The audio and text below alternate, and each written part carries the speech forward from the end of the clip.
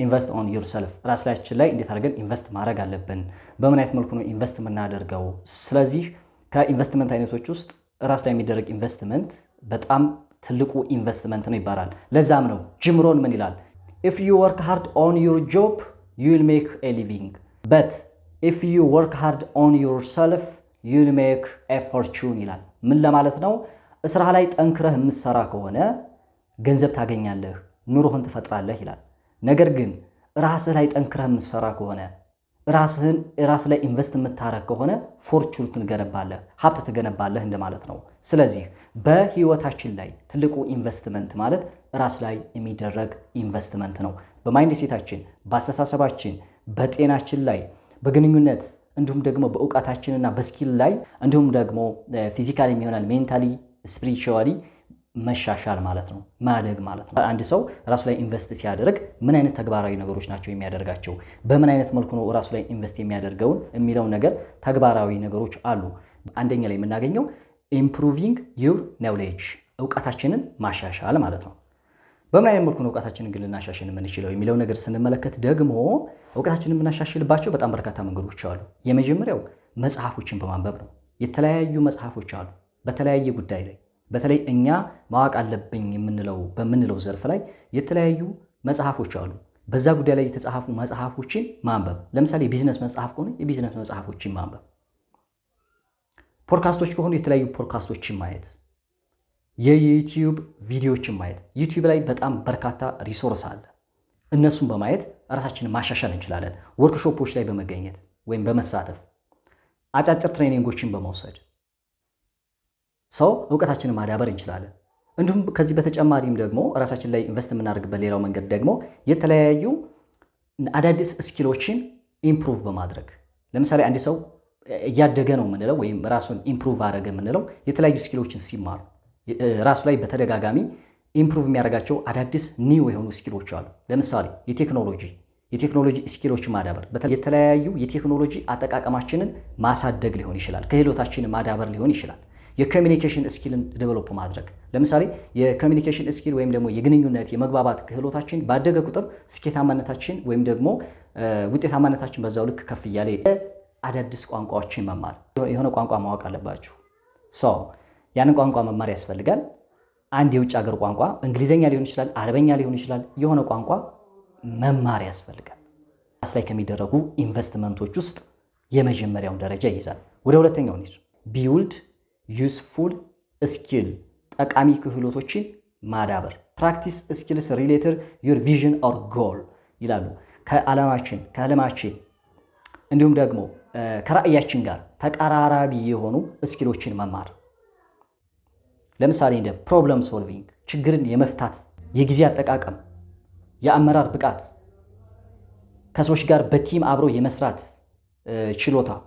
እነዚህን ችሎታዎች በየጊዜው ፕራክቲስ ማድረግና ኢምፕሩቭ ማድረግ ያስፈልጋል። ሰው ወደፊት ለምንፈልገው ነገር ወይም ደግሞ ማሳካት ለምንፈልገው ነገር ኮንትሪቢዩት የሚያደርጉ ስኪሎች አሉ። ስኪሎች እየወሰድን ፕራክቲስ ማድረግ በተለይ ከራእያችንና ከቪዥናችን ጋር ተቀራራቢ የሆኑ አዳዲስ ክህሎቶችን ማዳበር አንዱ ራስ ላይ ኢንቨስት ከምናደርግባቸው መንገዶች ውስጥ ይመደባል። ሶስተኛው ራሳችንን የምናሻሽልበት መንገድ ቴክ ኬር ኦፍ ዩር ሄልዝ፣ ለጤናችን ቅድሚያ መስጠት፣ ጤናችንን መጠበቅ፣ ለጤናችን መጠንቀቅ። ምክንያቱም አንድ ሰው ያሰበው ነገር ማሳካት የሚችለው ወይም ደግሞ አንድን ነገር አቺቭ ማድረግ የሚችለው ጤናማ ሲሆን ነው። ቅድሚያ መስጠት ያስፈልጋል። አንድ ሰው ጤናማ ካልሆነ ስራዎችን መስራት አይችልም። አንድ ሰው ጤናችንን የምንጠብቀው ነው። ጤናችንን የምንጠብቅባቸው በጣም በርካታ መንገዶች አሉ። ሁልጊዜም የአካል ብቃት እንቅስቃሴ በማድረግ፣ ሁለተኛ አመጋገባችንን ማስተካከል፣ ለጤናችን ተስማሚ የሆኑ አመጋገቦችን መመገብ ያስፈልጋል። ለእንቅልፍ ሰዓታችን መጠንቀቅ፣ የእንቅልፍ ሰዓታችንን መወሰን ያስፈልጋል። ይህም በጤናችን ላይ ትልቅ ተጽዕኖ አለው። ጭንቀትና ድባቴ ውስጥ እንገባለን ወይም ደግሞ ጫና ውስጥ እንገባለን። ጫናዎችን በቂ እረፍት በመውሰድ ማስወገድ። ስለዚህ ለጤና ቅድሚያ መስጠት ወሳኝ ነው ማለት ነው። ወደ አራተኛው ስንሄድ አራተኛው ራሳችን ላይ ኢንቨስት የምናደርግበት መንገድ ዴቨሎፕ ዘ ራይት ማይንድ ሴት፣ ትክክለኛውን አስተሳሰብ ማዳበር። እንግዲህ ብዙዎቻችሁ ያሰባችሁት ሌላ የምታገኙት ሌላ የሆነበት ትልቁ ምክንያት ማይንድ ሴታችሁ ነው። ፍላጎትና ማይንድ ሴት ይለያያል። የምትፈልጉት ወይም የምትመኙት ነገር ሌላ ሆኖ የምታገኙት ነገር ግን ሌላ ወይም ደግሞ ተቃራኒ የሚሆነው የማይንድ ሴታችሁ ውጤት ነው። የሰው ልጅ ማንኛውንም ነገር የሚያገኘው በማይንድ ሴቱ ነው። በአስተሳሰቡ ደረጃ በአስተሳሰቡ ልክ ነው። ወይም ደግሞ ማይንድ ሴት ስንል አእምሯችሁ የተገነባበት ሐሳብ ማለት ነው። አእምሯችሁ ላይ የተገነባ ሐሳብ አለ፣ የተለመደ ሐሳብ አለ። የአእምሯችሁ ስሪት ነው። ሰው ማይንድ ሴት ስንል የአእምሮ ስሪት ነው። አእምሯችሁ በሆነ ሐሳብ የታሰረበት ወይም ቢልድ የተደረገበት ነው። የሚፈልጉት ነገር ሌላ ነው፣ ማይንድ ሴታቸው ደግሞ ሌላ ነው። ሁልጊዜም የምናገኘው ውጤት የፍላጎታችን የምኞታችን ሳይሆን የማይንድ ሴታችን ውጤት ነው። ስለዚህ ማይንድ ሴታችንን ለማስተካከል ደግሞ ክሊር የሆነ ጎል ሊኖረን ይገባል። ግልጽ የሆነ ዓላማ፣ የምፈልገውን ነገር ጥርት ባለ መልኩ፣ ክሊር በሆነ መልኩ፣ ግልጽ በሆነ መልኩ ልናውቀው ይገባል። ስቴይ ሞቲቬትድ ኤንድ ዲስፕሊን። ሞቲቬት መሆን መነሳሳት መቻል አለብን። ውድቀትን መፍራት ሳይሆን ከውድቀት መማር መቻል ማይንድ ሴታችንን ቢልድ ከሚያደርጉ ነገሮች ውስጥ ይመደባል ማለት ነው። ወደ አምስተኛው እንሂድ። ማኔጅ ዩር ታይም ዋይዝሊ። ጊዜን በጥበብ ማስተዳደር። ይሄ በጣም ለስኬት በጣም ትልቁን ቦታና ትልቁን ድርሻ የሚይዘው ነገር ነው። ብዙዎቻችሁ አንድ ነገር ለማሳካት ወይም ደግሞ አንድ ነገር ከዳር ለማድረስ ስትጥሩ የጊዜ አጠቃቀማችሁን ችላ ትሉታላችሁ። ምክንያቱም ትልቁ ሀብት ጊዜ ነው። ትልቁ አሴት ታይም ነው። ጊዜያቸውን በስርዓት የተጠቀሙ ሰዎች የሚፈልጉትን ነገር ማግኘት ይችላሉ። ያሰቡትን ነገር በስርዓት ማግኘት ይችላሉ። ብዙ ሰዎች ብዙ ዓላማ አላቸው፣ ብዙ ሀሳብ አላቸው፣ ብዙ ማሳካት የሚፈልጉት ነገር አለ። ግን ጊዜያቸውን በዋዛ ፈዛዛ የሚያሳልፉ ሰዎች ደግሞ ይበረክታሉ። የጊዜ አጠቃቀማችን በጣም የተስተካከለ መሆን አለበት። ጊዜን በጥበብ ማስተዳደር መቻል አለብን። ዲስትራክሽን ማስወገድ። እንደምታውቁት አሁን ላይ በጣም ትልቁ ቻሌንጅ በብዙ ሰዎች ዘንድ ትልቁ ፈተና የሚባለው ዲስትራክሽን ነው። ሀሳባቸውን የሚበታትን ነገር እየበዛ መጥቷል። ሶሻል ሚዲያ አለ፣ ከሰዎች ጋር መገናኘት፣ የተለያዩ ነገሮች፣ በጣም በርካታ ነገሮች አሁን ላይ የሰዎችን ሀሳብ የሰዎችን አቴንሽን እየወሰዱ ይገኛሉ። ሩትን ነገር በፕላን እቅድ ማዘጋጀት ነው። ፕላን ማድረግ ያስፈልጋል። ከዛ በኋላ ቅድሚያ ለሚሰጡ ነገሮች ቅድሚያ እየሰጣችሁ ስቴፕ ባይ ስቴፕ ስራችሁ መስራት። ቅድሚያ የሚሰጡ ነገሮች አሉ። ቅድሚያ ለሚሰጡ ነገሮች መጀመሪያ ቅድሚያ እየሰጣችሁ ፕላን እያዘጋጃችሁ በፕላናችሁ መሰረት በእቅዳችሁ መሰረት ስራችሁን መስራት ነው። ስለዚህ በየጊዜው ደግሞ እንደገና ከዛ በመቀጠል ደግሞ በየጊዜው ደግሞ መሻሻል፣ ኮንሲስታንት በሆነ መልኩ ኮንሲስታንትሊ ራሳችሁን ኢምፕሩቭ ማድረግ።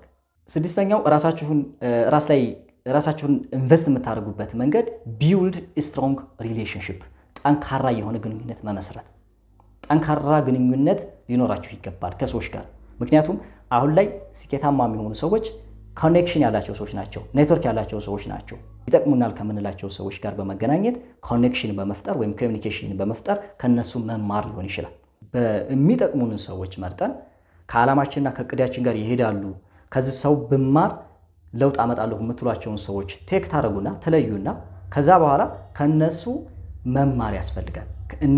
የነሱ ልምድ መውሰድ፣ ምክር መውሰድ፣ በዛ ዙሪያ ላይ ያንን ባሰብነው ነገር ላይ እውቀት ካላቸው ሰዎች፣ ክህሎቱ ሙያው ካላቸው ሰዎች የተለያዩ ልምዶችን መውሰድ።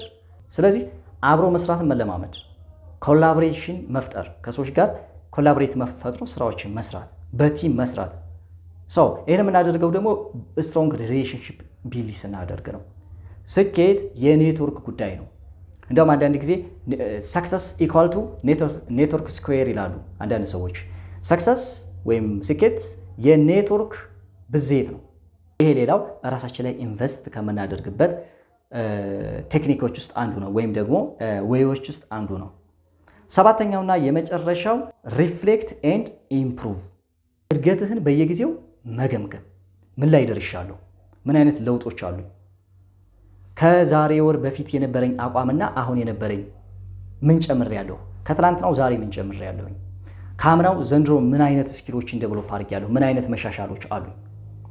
ሪፋይን ማድረግ፣ እንደገና መገምገም፣ ራሳችሁን በየጊዜው መገምገም። ራሳቸው ላይ ኢንቨስት የሚያደርጉ ሰዎች ወይም ራሳቸውን የሚያሻሽሉ ሰዎች በየጊዜው ራሳቸውን የሚገመግሙ ሰዎች ናቸው። ያ ማለት ከትላንትናው ምን አይነት ለውጥ አምጥቻለሁ? ዛሬ ምን አይነት ነገሮችን አሻሽያለሁ? በስራዬ ላይ፣ በራሴ ላይ ምን አይነት ነገሮችን እያሻሻልኩ መጥቻለሁ የሚለውን ነገር ሪፋይን ማድረግ አለባችሁ። ራሳችሁ መገምገም አለባችሁ። ከዛ በኋላ ደግሞ የጎደላችሁን ነገር ኢምፕሩቭ ማድረግ፣ እንደገና አሁንም መሻሻል። ሪፋይን ኢምፕሩቭ፣ ሪፋይን ኢምፕሩቭ። እንደገና ወደኋላ ተመልሳችሁ ራሳችሁን መገምገም፣ ድክመትና ጥንካሬያችሁ መለየት። ከዛ በተጨማሪም ደግሞ ኢምፕሩቭ ማድረግ፣ የጎደላችሁን አሁን ማሻሻል፣ ባላችሁ ነገር ላይ አሁን መሻሻል። ምክንያቱም እናንተን ቁጭ ብሎ የሚጠብቅ ጊዜ የለም።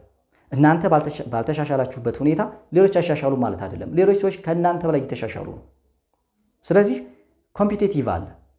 ሰው ራሳችሁን በየጊዜው ማሻሻል፣ ሪፋይን ማድረግ፣ እንደገና ደግሞ ተመልሳችሁ ራሳችሁን መገምገም።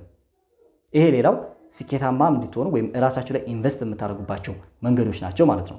ራስ ላይ የሚደረግ ኢንቨስትመንት ምርጡን የረጅም ጊዜ ትርፍ የሚያመጣ ነገር ነው። በተለይ ወጣት ሆናችሁ ገንዘብ ባይኖራችሁም ስኪል ባይኖራችሁ ምንም ነገር ባይኖራችሁ ኢንቨስት ማድረግ ያለባችሁ ራሳችሁ ላይ።